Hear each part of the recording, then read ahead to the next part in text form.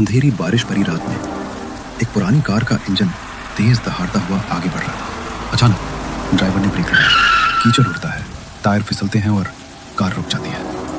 साहब उतरिए, इसके आगे मैं 1 इंच भी नहीं जाऊंगा। अरे भाई पागल हो गए हो क्या? गेट अभी आधा मील दूर है और बाहर मूसलाधार बारिश हो रही है। पूरे पैसे दिए हैं मैंने। साहब जान रही तो पैसे काम आएंगे। ये रुद्रपुर की माया निवास है। यहाँ सूरज ढलने के बाद परिंदा भी पर नहीं मारता। आप भी वापस चलिए मेरे साथ, अभी भी वक्त है।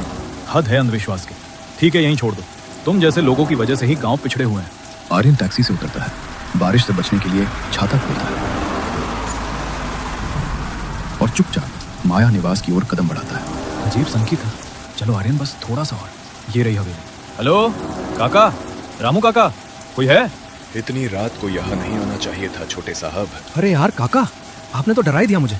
ये टॉर्च क्यों नहीं जला रखी आपने? और ये गेट खुला क्यों छोड़ रखा है? दरवाजे तो बंद ही थे साहब, पर जब वो बुलाती है तो सिटकानियाँ अपने आप खुल जाती हैं। फिर वही डरावनी बात है। देखिए मैं सिर्फ 2 दिन के लिए आया हूँ, बस ये कागजात साइन करवाने हैं और इसे बेचना है। चलिए अंदर, मेरा दम घुट रहा है यहाँ बाहर। आर्यन काका के साथ अंदर चला जाता है। बाप रे, कितनी धूल है यहाँ। और ये परफ्यूम की खुशबू कैसी है? चमेली? ये खुशबू आ रही है, मतलब वो आसपास ही है। कौन आसपास है काका? आप सच में बूढ़े हो गए हैं। मैं ऊपर वाले कमरे में जा रहा हूँ, मेरा सामान लेकर आना। तभी ऊपर से कुछ सामान सरकाने की आवाज आती है। ये ऊपर कौन है? आपने कहा था आप अकेले हैं। मैंने कहा था मैं अकेला रहता हूँ, मैंने ये नहीं कहा कि ये हवेली खाली है। पहेलियां बुझाना बंद करिए काका, साफ साफ बताइए, यहाँ आपके साथ कौन है? तभी किसी के फुसफुसाने की आवाज आती है। ये आवाज कहाँ से आ रही है? काका आप सुन रहे हैं? काका काका कहाँ गए आप? अभी तो यहाँ थे। तभी पुरानी लकड़ी की सीढ़ियों के चरमराहट की आवाज आई, जैसे कोई ऊपर से नीचे की तरफ आ रही है। आर्यन ने पीछे देखा तो काका उसके पीछे ही खड़े थे। काका कहाँ चले गए थे? लाइट का स्विच भी नहीं दिख रहा और ये मोमबत्ती भी बुझने वाली है। बिजली तो कब की कट चुकी है साहब, इस घर को उजाला पसंद नहीं।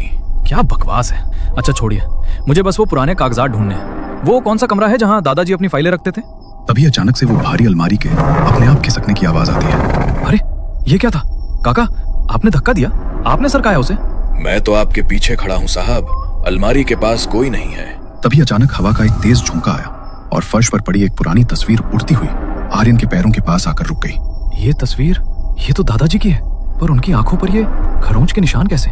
ऐसा लग रहा है जैसे किसी ने नाखूनों से उनकी आंखें फाड़ दी हो। आर्यन के हाथ कांपने लगे थे। तभी दीवार पर टंगी एक पुरानी घड़ी जो सालों से बंद पड़ी थी, अचानक तेज आवाज में चलने लगी। उसकी पेंडुलम की आवाज पूरे हॉल में गूंजने लगी। ये घड़ी, ये तो बंद थी, अचानक से इतने फास्ट कैसे चलने लगी? काका यहाँ कुछ बहुत गलत हो रहा है, मुझे तुरंत यहाँ से निकलना होगा। आर्यन तेज कदमों से मुख्य दरवाजे तक पहुंचा और पूरी ताकत से उसे खींचा, लेकिन दरवाजा टस से मस नहीं हुआ। ये खुल क्यों नहीं रहा? काका कुंडी तो खुली है, धक्का लगाइए। आप कितनी भी कोशिश कर लीजिए साहब, पर यह दरवाजा नहीं खुलेगा। जब उसकी इच्छा होगी तभी रास्ता मिलेगा। उसने हमें अंदर रोक लिया है। अचानक ऊपर लटकता झूमर कांप उठा। उसके सारे शीशे एक साथ खनखनाने लगे, जैसे कोई अनदेखी शक्ति उन्हें बेरहमी से हिला रही थी। ऊपर कोई है? सुनो, कौन हो तुम? सामने आओ। आर्यन जैसे ही सीढ़ियों के बीच पहुंचा, ऊपर रखा भारी पीतल का गुलदस्ता अचानक उसकी ओर झपट पड़ा। उसकी रफ्तार इतनी तेज थी कि साफ लग रहा था जैसे किसी ने जानबूझकर उसे आर्यन की तरफ फेंका हो। हाँ, शिट! बार बचा। काका ये सब इत्तेफाक नहीं है, कोई हमें मारना चाहता है। ये कोई इत्तेफाक नहीं है साहब, ये इंतकाम है। उस कमरे का दरवाजा देखिए, वो खुद खुल गया है।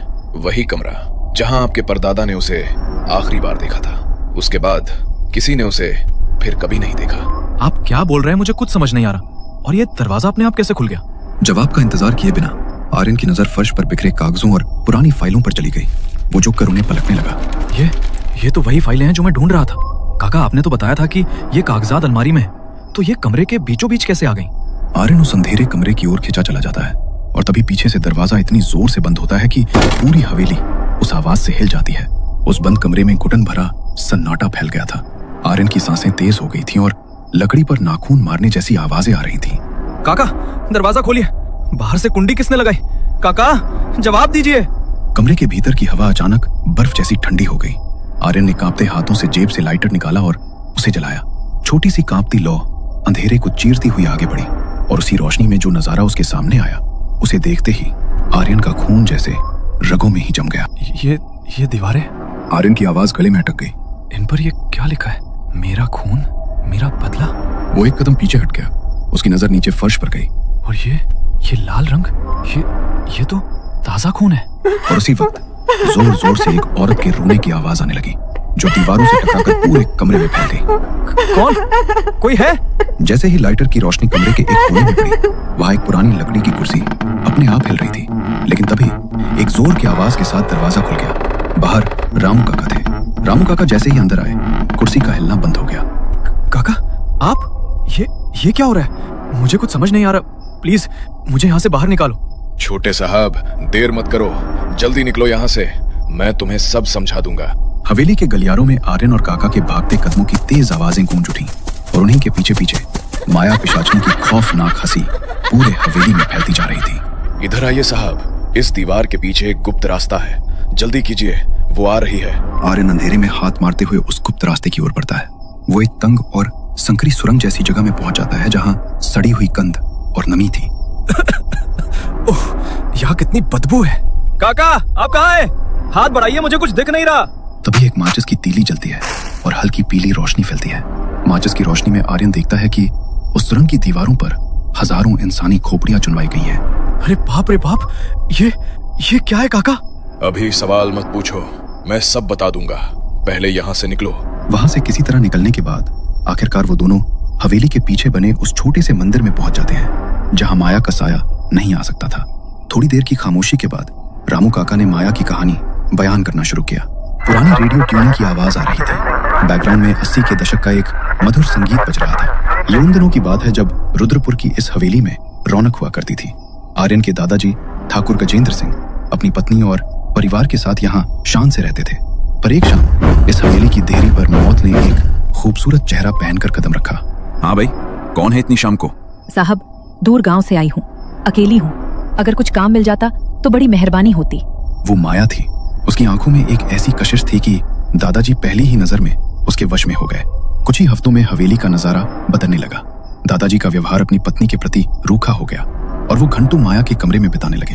एक दिन की बात है, आंगन में बंधे मवेशियों, गाय भैंस तड़पने लगे और रंभाने की दर्दनाक आवाजें आने लगी। आर्यन की दादी रोते हुए गजेंद्र सिंह के पास गई।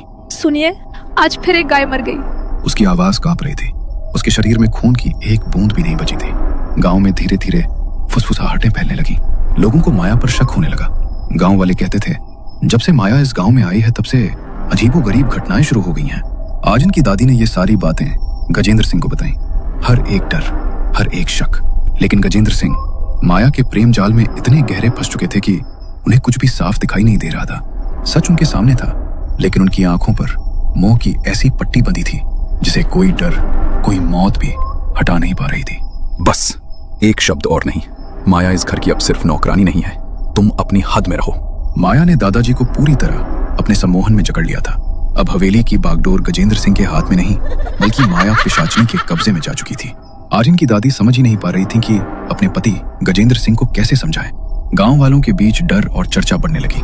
आखिरकार उन्हीं के सुझाव पर एक दिन दादी एक तांत्रिक बाबा के पास पहुंची और उन्हें पूरी घटना विस्तार से बता दी। गायों की मौत, हवेली में बदलता माहौल और गजेंद्र सिंह का अजीब व्यवहार।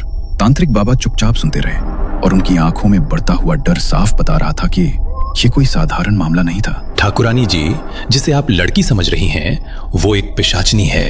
वो इंसानों को प्यार के जाल में फंसाती है ताकि उनका यौवन और खून पीकर खुद को हमेशा के लिए जवान रख सके। उसे रोकना होगा, वरना आपका वंश खत्म हो जाएगा।